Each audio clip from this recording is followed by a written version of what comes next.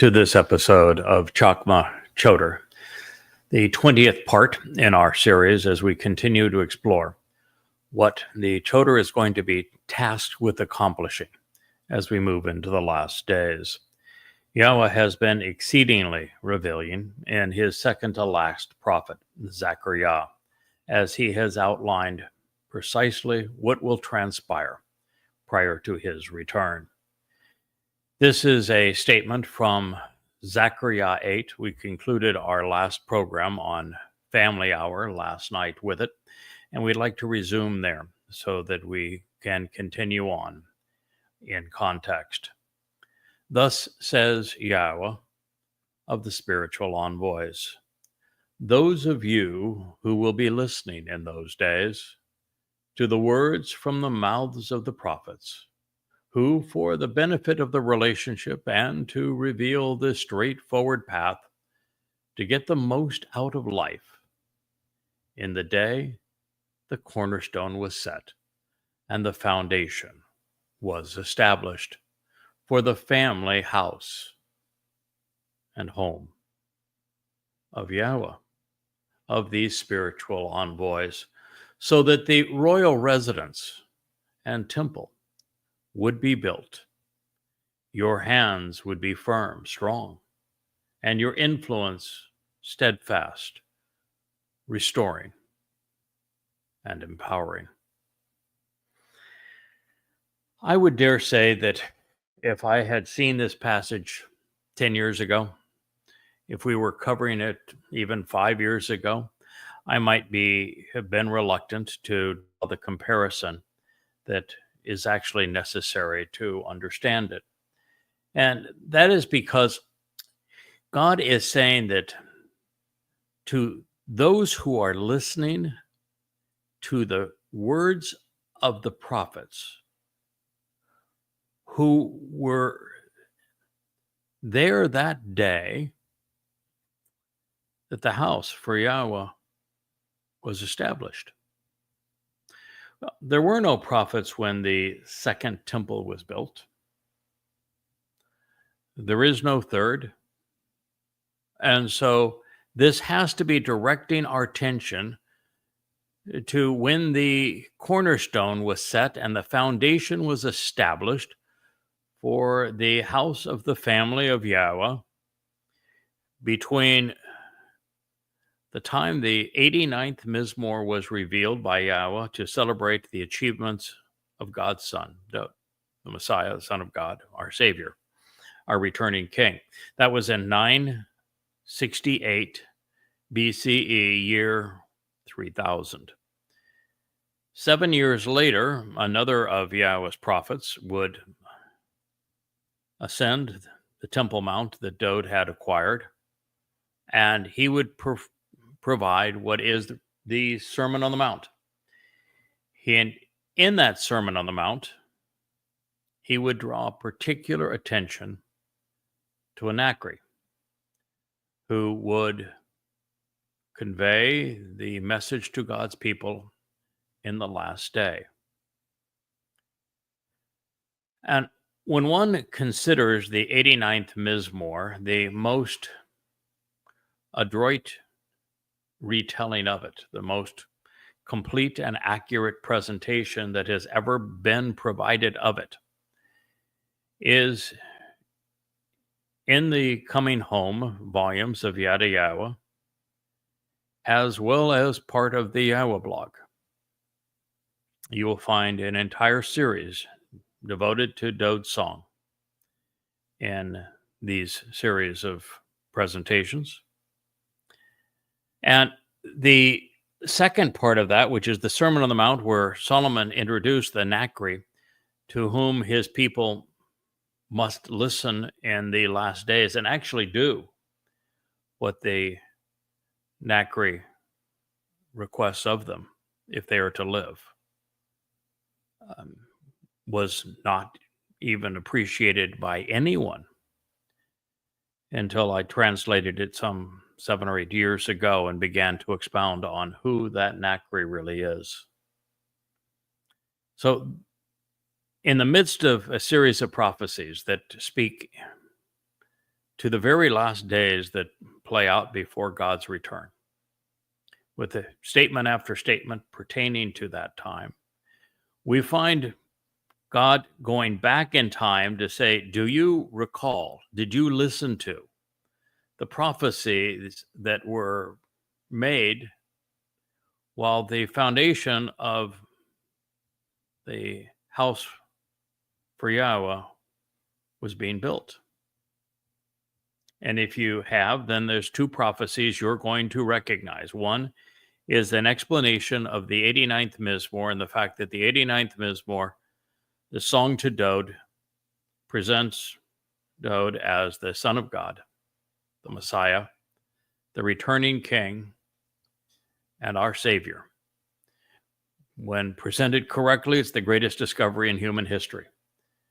And it is the Nakri who brought that understanding to you. Just as the next prophecy, the one by Solomon, delivered exactly 7 years later. And, of course, on Towrah, the day of the herald,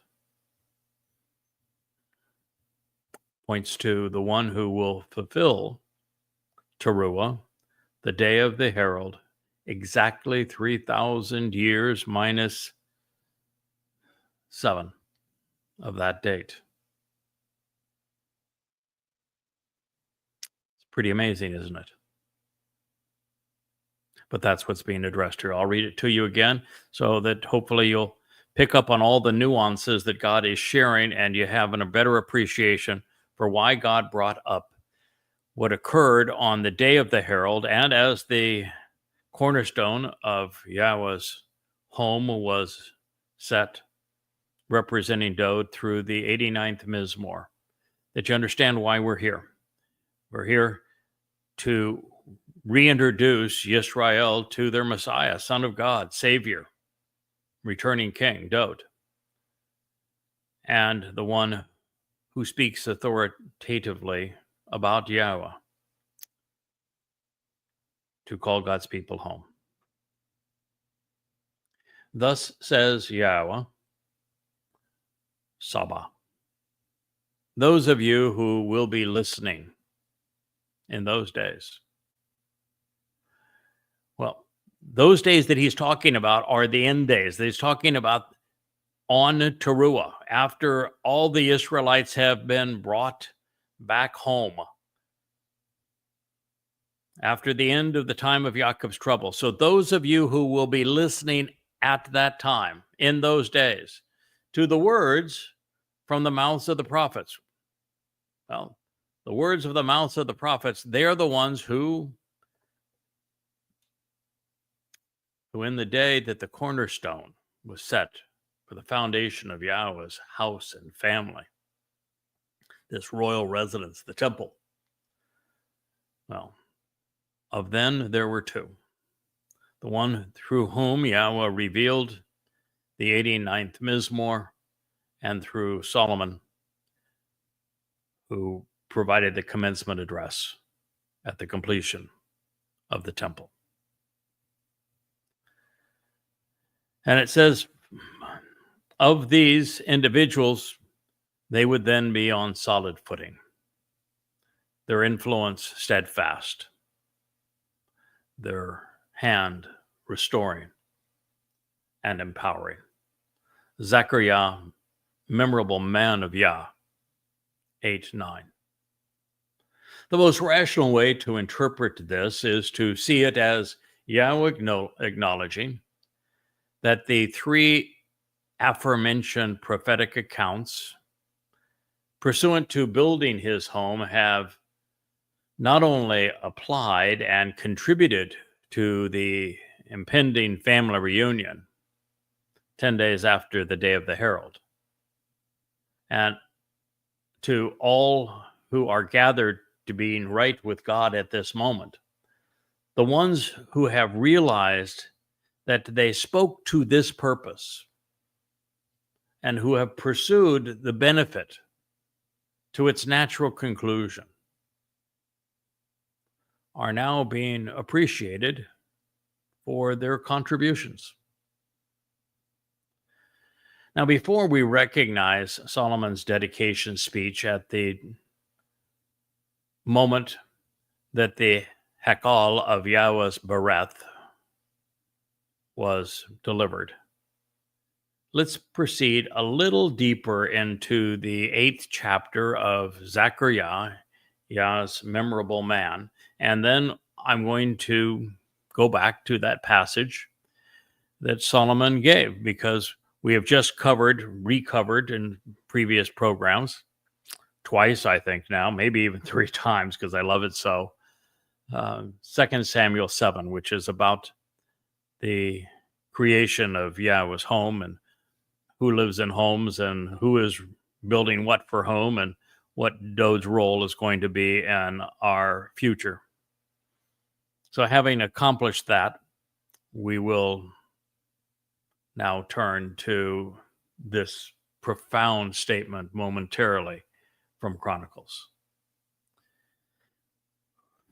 But digging deeper into the prophetic revelations of Zechariah in the 8th chapter, we find, indeed, it will have been true before the arrival and presence of those days, there was no compensation, no payment for services rendered for this man, and the reward for the beast was for her to no longer exist. And for the one who left and went away, as well as for the one who was brought out, there will be no contentment, no resolution or salvation from the anguishing adversity or tormenting trouble of the adversary. Then I will dispatch and release against all mankind an individual against this shouting and roaring of his countrymen. Zechariah 8:10. However, now it will not be the same as in the former days, for my approach to the remaining remnant of the people prophetically declares Yahweh of the spiritual implements. Now, there's a lot to be gleaned from this statement, which is that God is going to send a man in those days who is not going to be paid for his services. He is going to do them because God has asked him to, and for no other benefit or reward. And that the beast, as a result of what he does, will no longer exist. And for the one who has now left and gone away, and the one who will be brought out, there'll be no contentment, no salvation.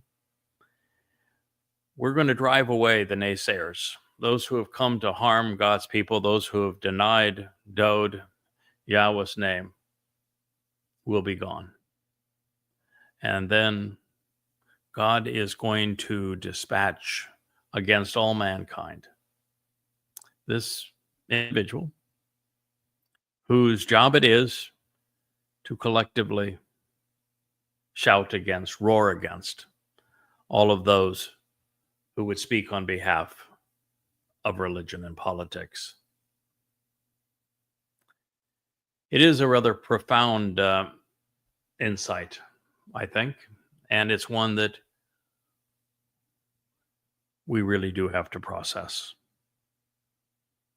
At this time, I'd like to pause a moment and reflect on what this means for Israel, because it has God clearly saying that you need to listen, Israel. You need to recognize that for so very long you have been opposed to Yahweh, that you have erased his name, you have denounced his son's achievements, you've replaced his Torah with your Talmud, you have gone after your religion Pursue it. Let it influence your life as opposed to the relationship that Yahweh sought for you. God chose you, but you have not chosen him in a very, very long time.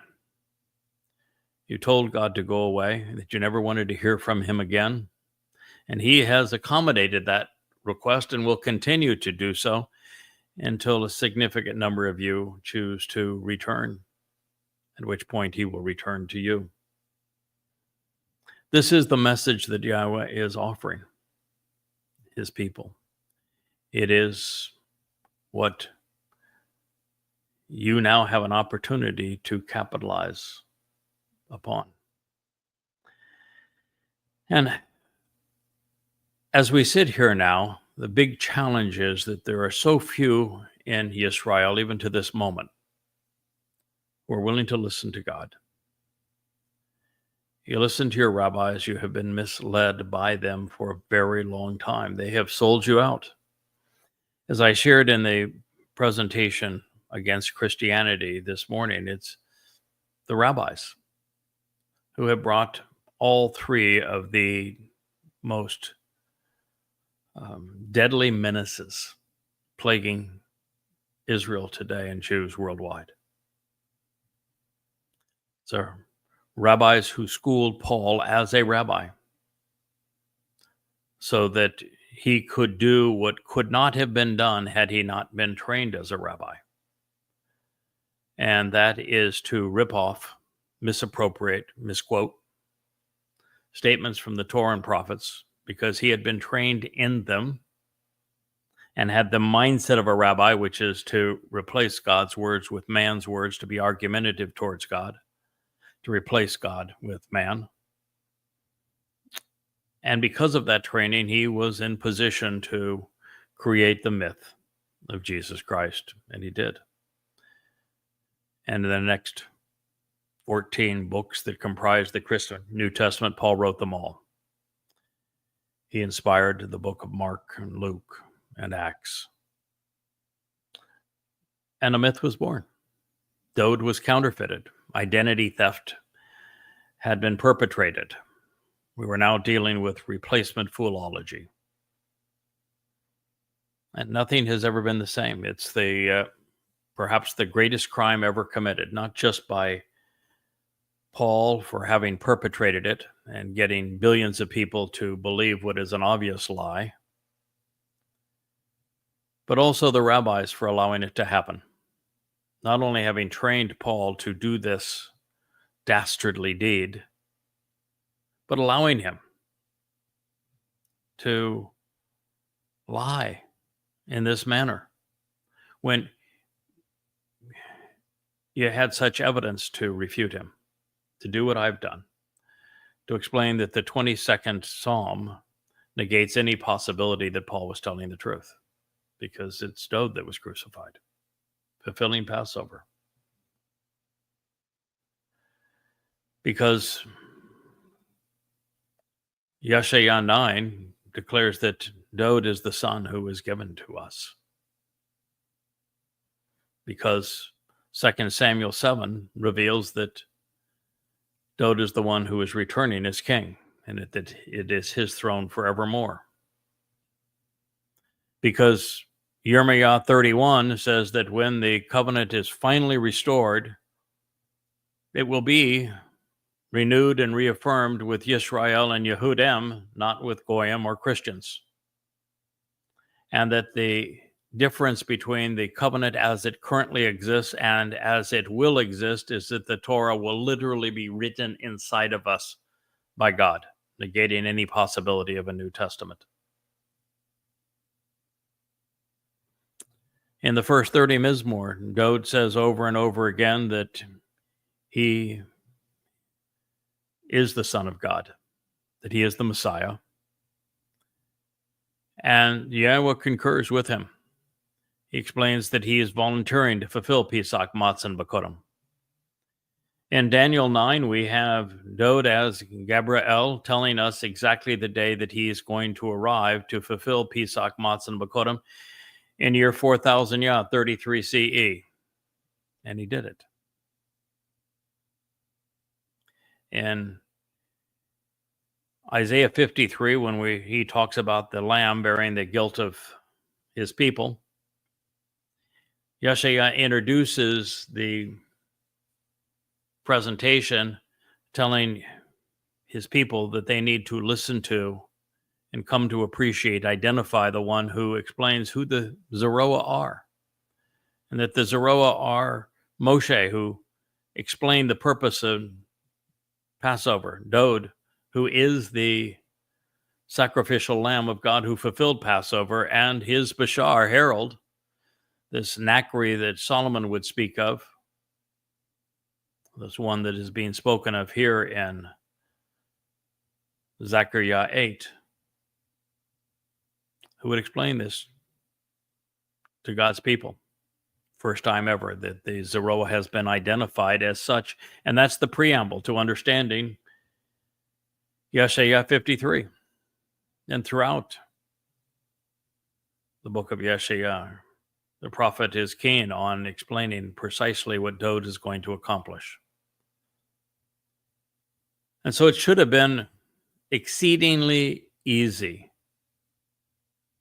for the rabbis to identify Dod as the Messiah. They knew the exact day that he was going to arrive to do this. They knew that he was going to be crucified by the Romans because he spoke of being crucified 1,000 years before he endured that fate, 700 years before crucifixion even existed. He explained it all.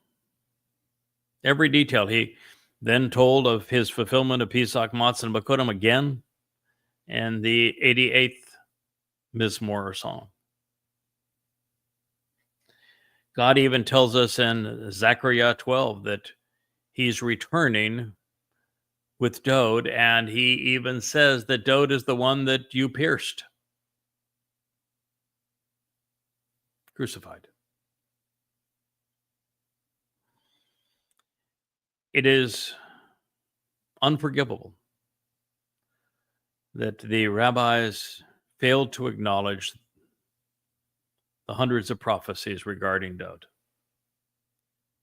It's unfathomable that when Paul, as a trained rabbi, promoted the myth of Iesu Christou, that the rabbis didn't point out that there is no mention of a Iesu Christou. There's no mention of Christ. There isn't a single reference anywhere in the prophets to such an individual, but there are 1,100 references to Dod.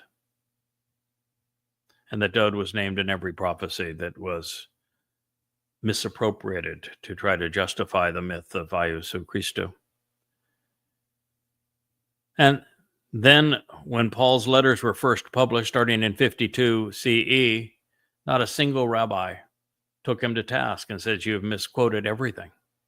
Everything you've said here is an inaccurate rendering of what Yahweh actually conveyed. Here's the proof. Here's what Yahweh said. Here's what you cited. They're the opposite of one another.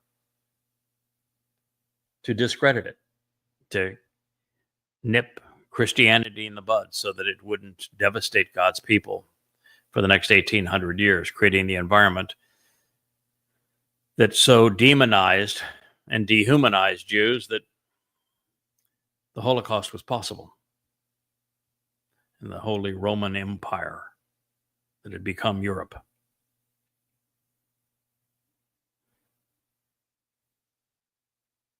It's all the fault of the rabbis, Christianity.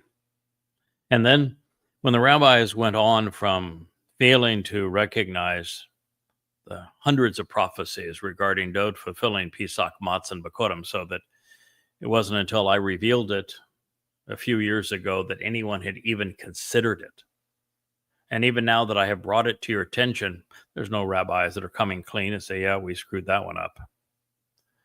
You're right. We shouldn't be looking for a nameless Messiah. It's obviously Dod. He was the one who was crucified in 33 CE. We just flat out bungled it. That the rabbis would go on to create the most deadly menace of Israel today, Islam.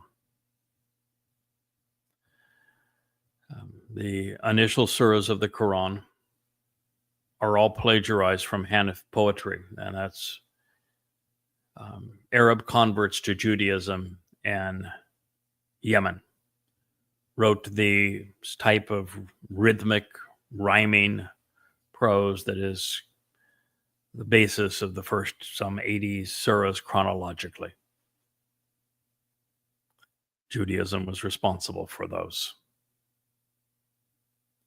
But it becomes even worse when Muhammad moved to Yathrib, a farming community of some 30,000 Jews, many rabbis, about 150 years after the Talmud had been codified. Not very far from Babylon where it was written. And when Muhammad ran out of material, it was the rabbis who sold Muhammad, making a buck on reciting their Talmud to him. But Muhammad twisted them even further. The stories that they revealed, they're ubiquitous in the Quran. Every presentation of a character that is presented in the Torah and prophets, when cited in the Quran, bears all the earmarks of the Talmud. It's the Talmud's variation of them. Some of these stories are unbelievably inane, and the most inane of them made their way directly into the Quran. An army of talking ants, of Dode having another army of birds that he could sing to and talk to. The story of the Queen of Sheba and her showing ankle and how that caused a conniption fit, all with a hoopy bird as the narrator of the story. It's a rabbinic story. It makes its way into the Quran wholesale. As does the stupidity of the doting accounts. Even the story that's repeated so often in the Quran of Abraham's childhood and of him taking an axe to all of the idols of, and they don't even know where he lived, of course, in the Quran, and then leaving the biggest of the idols and then telling the people that the biggest of the idols took out all the other idols, which is really the story of the Kaaba, where it was a rock pile of 350 gods, and one of the rocks did it, all the rest of the rocks in, and claimed to be the sole monotheistic God of the world after having shattered all of the other rocks that were rock gods there. And that whole story is Talmudic. And of course, it's senseless because the Babylonians actually didn't have idols of such ilk. They didn't manufacture them in human form. The whole thing is just nothing but a lie. It has no historic authenticity. It's just a Talmud story that the rabbis sold to Muhammad so he could create a sense of religiosity to the Quran, which otherwise would be nothing but a series of lame arguments and a terrorist manifesto, a commitment to annihilate all humankind. It wouldn't be any more religious than what Genghis Khan and Kublai Khan had said and done. But when the rabbis began to mock Muhammad when he claimed that it was Allah that revealed those stories when they had in fact recited and sold them to him, Muhammad responded like a psychopath. And he didn't just threaten to kill Jews, he slaughtered them. And the Quran turns exceedingly anti-Semitic because psychopaths always justify their acts of mass murder. That's why Islam targets Jews to this day. It's why 10/7 happened. Had rabbis not sold Muhammad Talmud stories, there would have been no 1948 War of Independence, no 1967 Six-Day War, no 1973 Yom Kippur War, no ongoing intifadas against Muslims, no Islamic terrorism, no 10/7. And had rabbis not trained Paul to create the myth of Jesus Christ and blame Jews for killing the imaginary God, there'd have been no Holocaust. Had rabbis not created Judaism on the myth of the false Messiah, Bar Kokhba, and invited Hadrian to perpetrate a final solution on the Roman Jewish problem as a result of this uprising based on the false Messiah, son of a star, Bar Kokhba, there'd have been no diaspora. The land would not have been renamed Philistia. There would be no myth of the Palestinians. No Palestinian people, no threat of a Palestinian state, no diaspora, no living in shuttles for 1,800 years, no serving as slaves in Europe, no being taken away from the land, no Holocaust. Rabbis brought all three of these horrendous events on God's people. They did this to you. They created Christianity. They created Judaism. They created Islam. And this is the consequence of all three of those religions. To make a buck, to control, to be in positions of power, they sold your soul to the devil. And yet you cling to them. You still listen to them. When I post on X or Facebook and say, you need to stop this. If you're going to survive, you need to walk away from, completely disassociate from, actually go to the point of exposing and condemning the malfeasance of the rabbis. You know that the Haredim are a parasite. You know that they don't speak for God. You know that they're wrong. You know they're lame. You even know that they wouldn't do any good if they were put into the IDF because they have no capacity to think. They have no capacity to do anything worthwhile. They're useless, counterproductive. You know it.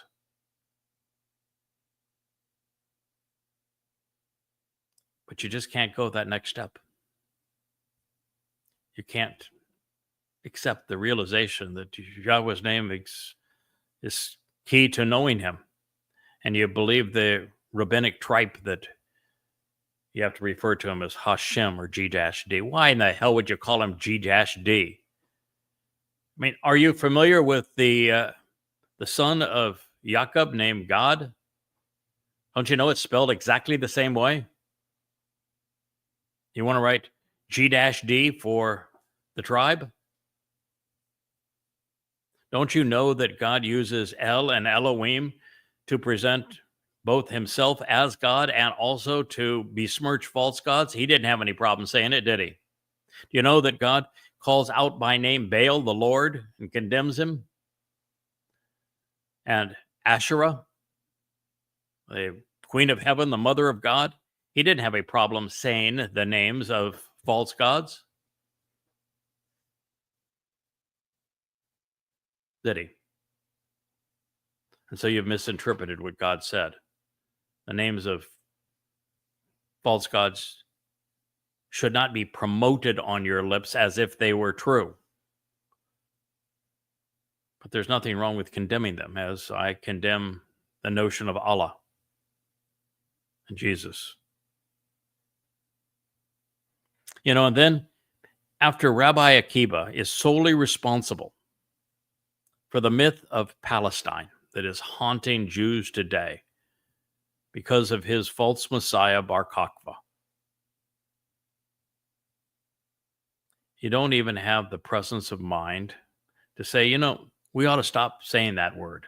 We ought to recognize that Palestine exists for a single reason, just as it existed then to create the myth that there was no Judea.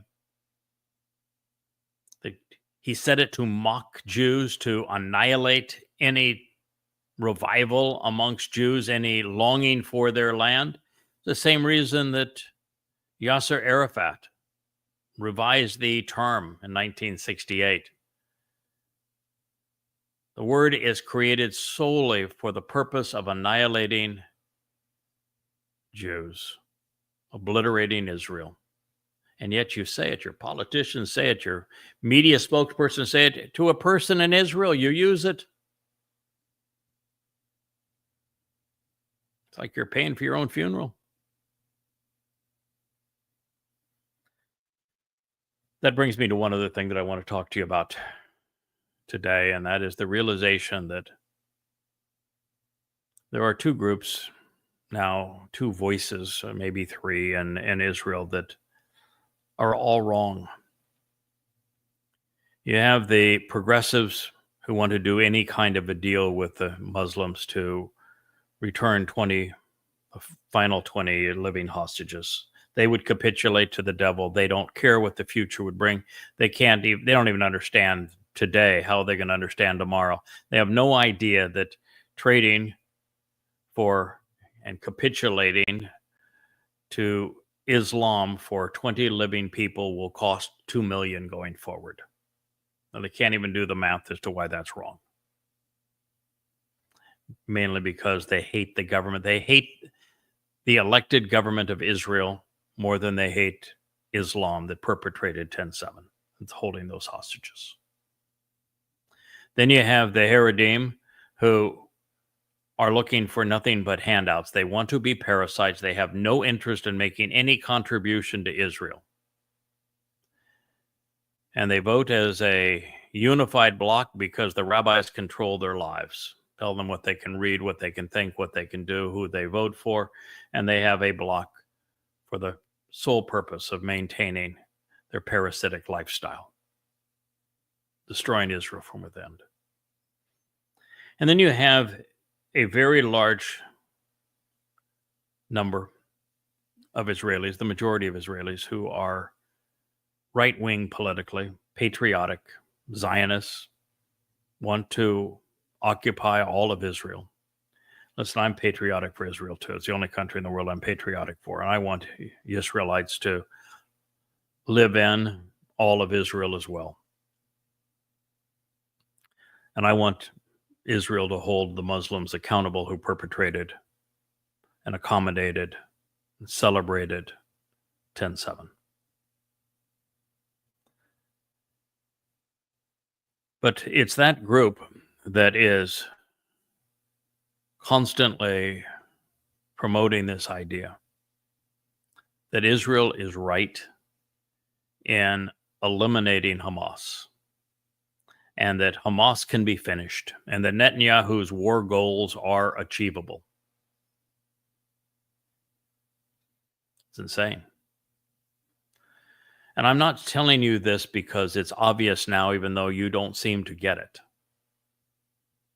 I'm telling you this because I wrote about it on 10/7/23, saying that this is what I think you're going to do, and this is what's going to happen as a result. You're going to turn the world against you while you actually manufacture more jihadists than you kill. But now it's obvious. And yet, more tanks are being lined up, more troops are marching, and Israel has made the announcement that it's going to go back in and conquer Gaza and occupy Gaza. You know the lives that will be squandered trying to occupy that hellhole of Islamic rage? For what? I mean, the only thing you can do at this point that is sane about Gaza is keep it constrained. Tell the rest of the world you can do whatever you damn well want with the Gazans. You can feed them if you want to. It's out of our control. We do not care what you do with it. You want to rebuild Gaza? That's up to you. We don't care. We can't reform them. We're not going to pretend that they can be reformed. We're certainly not going to pretend that the Palestinian Authority is a moderate organization and that they have any influence in Gaza or they could ever stay in power in Gaza. We know that not to be true. The only thing you can do at this point is to say we're going to have a buffer zone between Egypt and Gaza so they don't get more weapons. We're going to patrol the coast so that no weapons come that way. And we're going to have a buffer zone around Gaza and build the biggest, damn, ugliest, nastiest, tallest wall in the history of walls. And we're going to bring substantial numbers of troops and base them around the border with Gaza so that they never come back through that way. And otherwise quarantine the place. Let the world bring in whatever food it wants to. If it's going to come in through the United States, so be it. But don't occupy it. And for God's sake, don't move the Gazans into the Sinai or into Jordan, where they have unlimited access to weapons. That would be a horrendous mistake. And don't continue to equip the IDF so that it can fight a war that will never be waged, which is an all-Islamic national war with airplanes and tanks and all that sort of thing. It's not going to happen. 10-7 proved that that is not the next war. The next one will be 100 to 1,000 times worse than 10-7 was. It's going to be a jihadi invasion again, which the IDF is ill-equipped to deal with, as they have proven. But you can't go back into Gaza and expect a different result. You can't wipe out Hamas. Not because Hamas is all that hot, because Hamas is Islamic. 100% of the Gazans are Muslims. You're not going to take the Islam out of the Gazan. And so long as 100% of Gazans are Muslims, Hamas by any other name, by the Hamas name, by Islamic Jihad, by the Palestinian Authority, by the Muslim Brotherhood, by Hezbollah, doesn't matter the name. It will metastasize to other jihadists, more jihadists now in Gaza than there were when the war started. You can't fight a religious enemy with bullets and bombs. You manufacture more of them with everyone you kill. And all along, as I've tried to emphasize to everyone who is patriotic on behalf of Israel, the blowing up more and more buildings in Gaza isn't helpful. It's destroying your reputation in the world. Anti-Semitism was already pervasive. You have 1 billion Muslims acting as pimps for Islam, wanting to perpetrate genocide on Jews, and 2 billion Muslims, and probably 1 billion of the most Orthodox Christians that have, that basic mentality that's been portrayed by the Roman Catholic Church against Israel. And I look at the influence of places like Ireland and Spain that are so influenced by Roman Catholicism and how they're so anti-Israel. France, so anti-Israel. All of these nations clamoring now for a fake Justinian state of terror. So with every building you blow up, you make that more inevitable. You're not protecting yourself, you're committing suicide. And then you have this issue of having 60 some odd % of Jews in favor of normalization with Saudi Arabia, and that those who believe that Trump is on their side. And yet there is no normalization with Saudi Arabia ever. And even the attempt of it will force a fake Palestinian state, a Palestinian state that could be cut right into the heart of Israel. Now the jihadists that would only have attacked from the outside of Israel will be attacking from the inside as well. No way to police the arms, no way to control them. Oh, you'll get promises of Israel's security. What is that going to mean? Progressive politicians have never had an affinity for truth, and Muslims don't know what it means. One for lies, they'd have nothing to say. And Donald Trump is now owned and operated by Qatar and Saudi Arabia, MBS. He took $16 billion worth of bribes. His payment is the heart of Israel on a silver platter. It's coming. It's inevitable. Will happen within a year's time. It's a terrible spot that you find yourself in, but unfortunately you put yourself in this position, Israel. The rabbis did a lot of the damage to you, and then politically you did the rest. And so the purpose of all of these prophets is to warn you about this, to get a meaningful number of you to recognize how wrong this has been. That your reliance on politics and religion has separated you from God, and that he has nothing to do with you currently and will not return to engage with you until such time as you return to him. That's my job. That's why we're here. That's what we'd like to accomplish with you, and I'm doing these programs so that there are Jews who embrace the truth, who begin to share it with all who will listen, and that collectively we create a chorus all devoted to what Yahweh revealed through his prophets, and that we minimize the carnage. Because as bad as things are now, the prophets made it quite clear, you're about to enter the time of Jacob's troubles. The prophets say that it's going to be worse than any time in Israel's past, worse than the Holocaust. And it lasts 7 years, at which time Dod is returning, your Messiah. You don't even know him. You don't recognize him. You don't credit him for anything he achieved. You don't even apply the titles that he deserves. And he's coming back with Yahowah, the God whose name you've erased. You don't even mention that he's returning with the Messiah.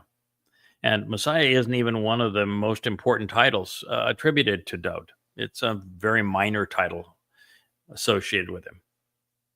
It basically means he was anointed for service. His most important title, Bakor, firstborn son of God. King, not only of Israel, but of the universe going forward. Chosen one. Zeroah, sacrificial lamb. Shemak, branch from the tree of life. Everything grows. Ra'ah, shepherd for his people.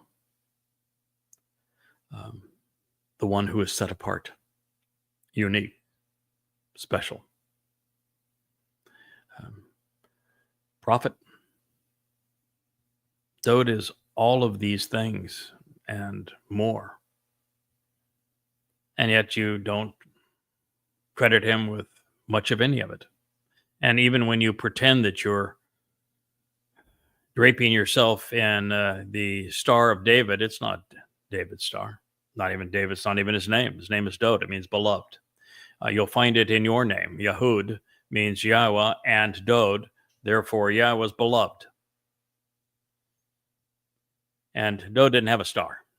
It's Bar Kokhba that had the star. It's the damn false Messiah whose star you're parading around under. The very star that was used to harass you by the Roman Catholic Church and by the Nazis. You know, and when you think of religion and the Nazis, which so many Jews don't recognize, is that you want to blame the Nazis for the Holocaust. Wasn't a Nazi idea. Nazi execution, but not inspiration. The inspiration for the Holocaust came from the Grand Mufti of Jerusalem, who met with Hitler late in 1941 and convinced Hitler that exiling Jews was a bad idea, that exterminating them was the better choice. And it was immediately after that that the high brass of the Nazi Party met to plan the execution of Jews in the final solution. It's Islam again. You don't recognize that 10/7 was a repeat of what happened at Kabar in Arabia when Muhammad, after he had signed the Treaty of Hudabayah, where he announced, I'm not really Allah's prophet. There really is no Allah. And that I won't terrorize or plunder my people for 10 years. And, of course, he didn't honor that at all the next year with the Quran saying that no treaty between a Muslim and non-Muslim is binding on the Muslim, which tells you it's pretty stupid to form a normalization agreement with Saudi Arabia, since they will demand a Fakistanian state. And they will make all promises regarding that state, none of which they'll honor. That the first Muslims were bloodthirsty. They went to Mecca to conquer it, to plunder it, to rape the women, to pilfer it. Islam was a blood sport. And when Muhammad capitulated because he got cold feet, because the last time his religious horde was exposed to those who knew him best, and those around the Kaaba knew him and hated him and mocked him, he was reduced to 5 followers. So Muhammad got cold feet. Didn't have sufficient men under arms, and so he satiated the bloodlust of the first Muslims at Kabar. It's where the phrase Allahu Akbar was first uttered. It means Allah is greater than Yahowah. And he plundered the farming community, committed acts of torture, raped the women, Muhammad himself participating in the rapes, sold the children into slavery, lots of abductions, wholesale mass murder. Really is no difference between the Kabar terrorist raid that Muhammad led after Hudabayah and what happened in Israel with the kibbutzim and the farming communities on 10/7. And yet your government, your newspapers, your religious leaders, none of them held Islam accountable. You all pretended like Hamas was the sole perpetrator. 2/3 of those who invaded Israel weren't even affiliated with Hamas. They were just regular Muslims, and you couldn't figure it out. You lashed out at Hamas, lashing out at a symptom. Well, the cause of the problem went unannounced. This is the position you've put yourself in, and it's why I'm drawing your attention to the letter I wrote to Israel on 10/7/23, telling you that if you do this, it's going to turn out very badly for you. And now that you even know that it has failed as a plan and you're doubling down on that plan, you just have to say that it's insane. The smartest people in the world are acting like idiots. You're committing suicide. I've shared many times what the proper approach is to surviving amongst 2 billion Muslims and 1 billion progressives that want to annihilate Israel. And that is what their protests on behalf of Palestine mean. That's all they mean, is we're here to annihilate Israel. Demonize them, dehumanize them, annihilate them. 3 billion people. And they now have the support of at least 1 billion Christians and probably 1 billion conspirators. The breadth and depth of anti-Semitism around the world now is 100 times worse than it was in the 1920s, 1930s, and 1940s Europe. You know that to be true. And I want you to survive it, but you can't survive it unless you know that your enemy is Islam. That's why I wrote Goddamn Religion. The 5 volumes, goddamnreligion.org, are free for you. Please read them.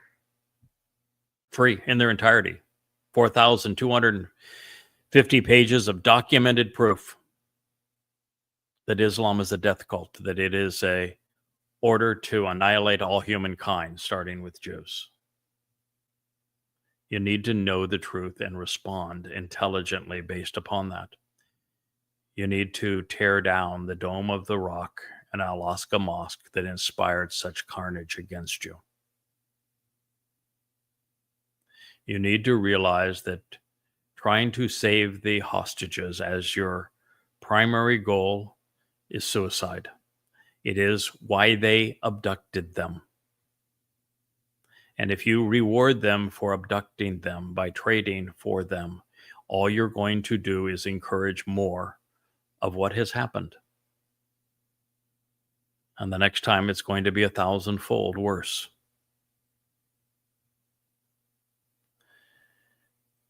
You must stop using the term Palestinian unless it is to denounce it. Tell your history. Demonstrate and prove emphatically that the myth of Palestine exists for a single purpose, which is to perpetrate genocide against Jews. Start telling the history of Islam's first 100 years. Talk about the genocide of Jews in Arabia by Muhammad, the fact he led 75 terrorist raids, that he was a rapist, he was a pedophile, he was a mass murderer, that he plagiarized the Talmud to create the Quran. Tell the truth. Expose the fact that Muhammad was never in Jerusalem. The wild-ass winged donkey ride was a flight of fancy. Expose the myth that created Alaska and the Dome of the Rock, and then destroy those buildings. Islam is exceedingly easy to refute. Read Goddamn Religion. All 5 volumes are free at goddamnreligion.org. Read them if you want to survive. I would also encourage you to read the 5 volumes of Twistianity so that you can clear away the rubbish of the religion that has dehumanized you and devalued you such that this upwelling of anti-Semitism has become so popular around the world. You need to know the truth. You need to fight back. But that begins by never using the term Palestinian again, unless it is to denounce this genocide against Jews. You also need to express the fact that in Islam, in that first 100 years after perpetrating genocide against Jews and then forcing Islam on every Arab, that the Muslims out of Arabia were savages, and they plundered, raped, terrorized, and murdered 200 million people, 1/3 of the Earth's population, in their raids, which left a river of blood from Morocco all the way into India. 200 million people raped, plundered, enslaved, and murdered. And so when Israel is accused of colonialization and occupation, even though it's the land of Israel, of Jews, it is the Muslims who have actually done this very thing, and more egregiously than any people in human history. Tell the story.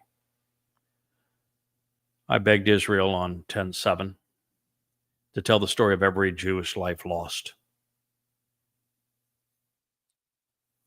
of showing the unedited video everywhere, anywhere, all the time, of all of the atrocities that were committed on that day, all of them, and tell the whole story of all of the people whose lives were lost so that we know the precious souls, we know their families, we know what they would have offered the world. Tell that story, and you didn't do it. And even by the time you started to release some of the video, you didn't even release the worst of it. And you might say, well, we didn't want to tarnish the memory of those people. They're dead. Make their lives matter by exposing those who killed them, who slaughtered them, who mutilated them, who tortured them. Was an essential aspect of the media war that Israel lost. And then it's exactly what the Muslims wanted. They wanted the carnage that Israel perpetrated in Gaza, knowing that it would occur, so that they could paint the Jews as the real villains. And it played right into their hands, committing suicide. Of course, the biggest issue of all is that Israel, you have to start denouncing your politicians and your religious leaders. They have misled you. They have been counterproductive to you. They do not deserve your trust. The IDF failed miserably. Shin Bet failed miserably. Mossad failed miserably. This government failed miserably. Everyone failed you. They all have to resign, and you have to stop trusting them.